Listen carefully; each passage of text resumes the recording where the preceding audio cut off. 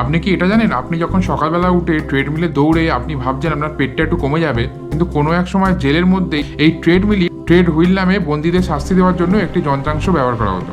1818 সালে sir William Cupid নামে একজন সিভিল ইঞ্জিনিয়ার অলস বন্দীদের কাজে লাগানোর জন্য একটি যন্ত্রাংশ আবিষ্কার করেন, যেটার নাম হচ্ছে ট্রেড হুইল।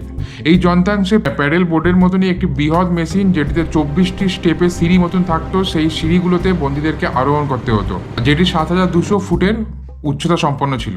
বন্দীরা যখন ওই প্যাডেলে পা দিয়ে একের পর এক প্যাডেল বেয়ে ওপরে উঠতো, সেই সময় এই প্যাডেলের সাথে একটি গিয়ার লাগানো থাকতো, যে গিয়ারটা ঘুরতে ঘুরতে অপর দিকে একটি শস্য ভাঙা বা ক্ষেতের মধ্যে জল দেওয়ার কাজে ব্যবহৃত হতো।